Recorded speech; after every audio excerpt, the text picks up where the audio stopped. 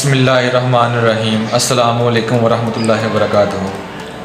आज का जो हमारा मौजू है वो सीन है कि सीन को जो है वो आसानी से किस तरह से लिखा जा सकता है।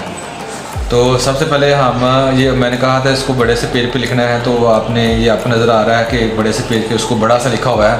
इससे क्या होगा, तो इससे जो है किसी भी चीज़ की जो शक्ल है वो वाज़ेह तौर पर नज़र आ जाती है और फिर हम उसको भी छोटा भी सही तरह से लिख सकते हैं।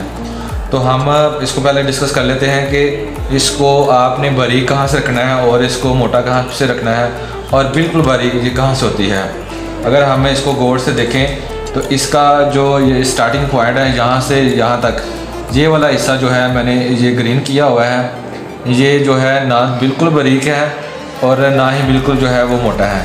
यहाँ इसकी जो शक्ल है वो दरमियानी होती है और यहाँ से लेकर यहाँ तक और यहाँ से यहाँ तक ये वाला जो हिस्सा होता है वो ये बारीक लिखा जाता है। और यहाँ पे जब हमने मार्कर से लिखना होता है तो यहाँ पे फुल मार्कर लगाते हैं, तो ये यहाँ पे इसकी जो हम प्रैक्टिस करते हैं। तो असल में ये सीन किस चीज़ के ऊपर डिपेंड करती है, हम इसको डिस्कस करते हैं, देखते हैं आगे। इसकी प्रैक्टिस मज़ीद है। हमने इसको लिखा हुआ है, मार्कर से लिखा हुआ है और उसके बाद पॉइंटर से, और साथ में हमने इसको लेड पेंसिल से लिखा हुआ है। अगर हम इसको देखें तो ये मैंने मार्कर से लिखा हुआ है।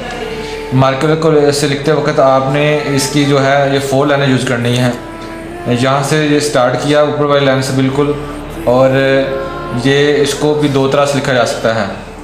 एक तो ये इसका ये वाला हिस्सा यहाँ से वाज़ा कर देता हूँ कि ये वाला हिस्सा अगर हम इसको गौर से देखें, ये मद्दा है। अलिफ के ऊपर जो मद्दा होता है ये मद्दा की तरह बनाया हुआ है।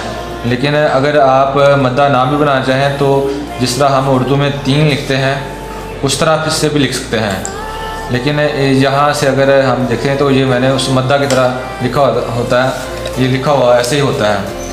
आगे मज़ीद इसको यहाँ से यहाँ तक नीचे लेके आना है और 4 लाइनें यूज़ करते हुए मार्कर से इसकी प्रैक्टिस करनी है। और इसको हम प्रैक्टिस एक दफ़ा आपको दिखा देते हैं कैसे प्रैक्टिस करनी है। प्रैक्टिस करते वक्त आपने जब प्रैक्टिस करनी है तो इसके नोक से लिखना है। हल्का सा इसको यहाँ से स्टार्ट करना है, यहाँ से ऐसे करना है और थोड़ा सा आगे लेके आना है और उसके बाद इसको नीचे ले आना है, ऐसे इस तरफ लेके आना है और उसके बाद यहाँ से इसकी गुलाई शुरू कर देनी है ऐसे। इसको दोबारा से प्रैक्टिस करते हैं कि यहाँ से स्टार्ट करनी है, नोक से लगानी है, नोक से फिर इसको आगे लेके आना है और फिर यहाँ से छोड़ देना है। यहाँ से छोड़ने के बाद फिर इसको ऐसे पूरा मार्कर लगाते हैं, यहाँ तक छोड़ देना है और यहाँ पे फिर ऐसे कर देना है। अच्छा, अगर हम बगौर ज़्यादा लें इस सीन का, तो ये सीन जो है उर्दू के जो हरफ 2 के ऊपर जो मोस्टली डिपेंड करती है। वैसे तो इसको हम 3 से भी लिख सकते हैं, जैसे कि ये उर्दू का 3 है, ऐसे और ऐसे, ये 3 हुआ। 3 लिखने के बाद हमने इसको ऐसे गोल कर दिया और उसके बाद इसको ऐसे कर दिया। तो ये उर्दू के जो है 3 पे डिपेंड करती है, लेकिन इसका जो गिरना और सीधा होना वो 2 पे डिपेंड करता है। यहाँ से लेकर ये पहला जो इसका शोशा है उसको चाहे वो जैसा भी हो, लेकिन दूसरा शोशा ये है, ये इसका दूसरा शोशा है। ये 2 है, इसको अगर इस तरफ लेके आएंगे तो वो खड़ी रहेगी। अगर इस शोशे को आगे वाले हिस्से को 2 को हम ये वाला हिस्सा आगे ऐसे कर दें तो वो लेट जाएगी। ये मैं इसको भी मुकम्मल कर देता हूँ।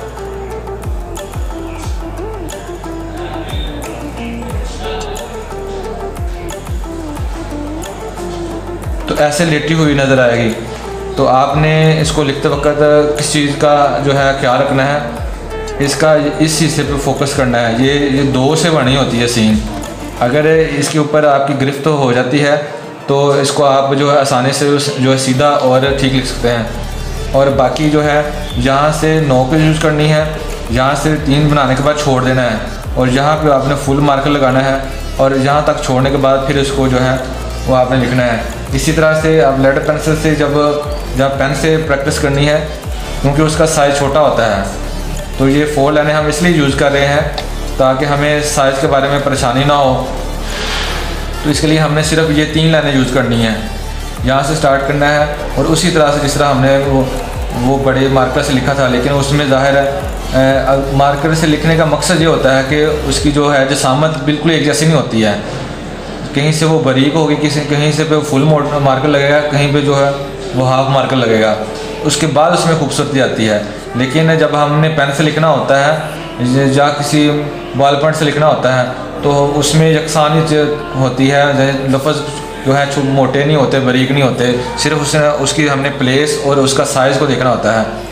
तो हमने यहाँ से स्टार्ट करना है, यहाँ से स्टार्ट करने के बाद हमने यहाँ तक ऐसे करना है और इन्हीं 3 लाइनों पे इसको ऐसे फिनिश कर देना है। और ये इस लाइन से थोड़ा सा नीचे रखा हुआ है, जबकि इसमें हमने वो पूरी तो 3 लाइनें यूज करनी है। यहाँ से स्टार्ट किया ऊपर वाली लाइन से, इसको ऐसे लिखा और यहाँ पे इसको ऐसे 2 बना दिया।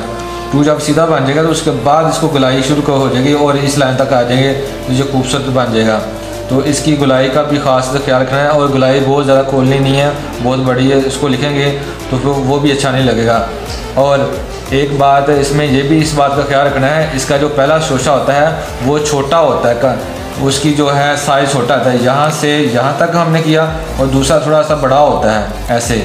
उसके बाद हमने इसको ऐसे करना होता है, ऐसे गोल कर दिया, यानी पहले की निस्बत थोड़ा सा दूसरा जो है शोशा उसको, जिसको मैंने कहा कि 2, असल में ये चीज़ डिपेंड, मैं इसको आप बड़ा सा करके दिखा देता हूँ, इस चीज़ के ऊपर डिपेंड कर रही है।